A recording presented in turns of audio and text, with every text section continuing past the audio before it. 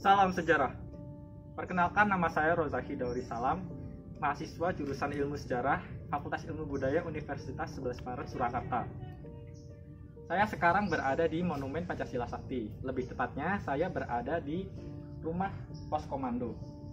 Rumah ini merupakan bangunan bersejarah yang dulunya pernah digunakan oleh gerombolan PKI sebagai markas komando. Di Monumen Pancasila Sakti terdapat 3 rumah bersejarah, yaitu rumah yang digunakan untuk penyiksaan, rumah pos komando, dan rumah yang digunakan untuk dapur umum. Rumah pos komando. Dulu rumah ini pernah digunakan PKI sebagai markas komando. Sebelumnya rumah tersebut adalah milik penduduk setempat yang telah diusir oleh gerombolan PKI. Nama pemilik rumah tersebut adalah Bapak Sueb. Pemilik rumah pos komando ini dulunya bernama Bapak Sueb, yang sekarang beliau masih hidup. Dulunya beliau juga tidak mendukung pemberontakan G30S PKI. Bapak Sueb dipaksa mengungsi oleh PKI, yang kemudian rumahnya digunakan oleh PKI sebagai rumah pos komando. Pada tanggal 1 Oktober 1965, kurang lebih pukul 2 dini hari waktu Indonesia Barat, rumah ini digunakan untuk rapat merencanakan penculikan dan pembunuhan terhadap 7 perwira tinggi Angkatan Darat. Pasukan PKI yang bertugas untuk melakukan penculikan dan pembunuhan terhadap 7 perwira tinggi Angkatan Darat adalah pasukan Pasopati, yang dipimpin oleh Letnan 1 Dul Arif.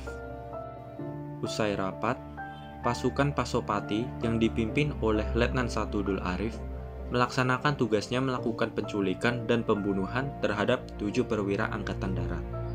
Setelah tugas dilaksanakan, pasukan Pasopati berhasil membunuh 3 orang perwira tinggi, yaitu Jenderal Ahmad Yani, Maijen MT Haryono, dan Brigjen DI Panjaitan.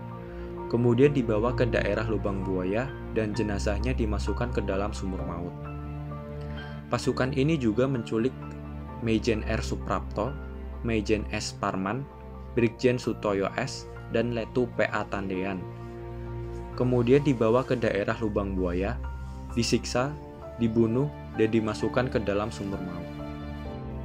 Rumah pos komando ini 80% masih merupakan bangunan asli.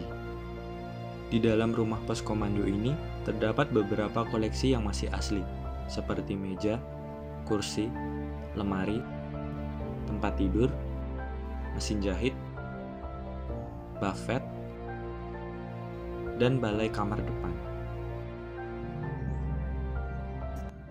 Indonesia pernah mengalami peristiwa berdarah pada tahun 1965. Kita sebagai pemuda sepatutnya mengetahui bagaimana perjuangan para pahlawan kita untuk mempertahankan kebinekaan.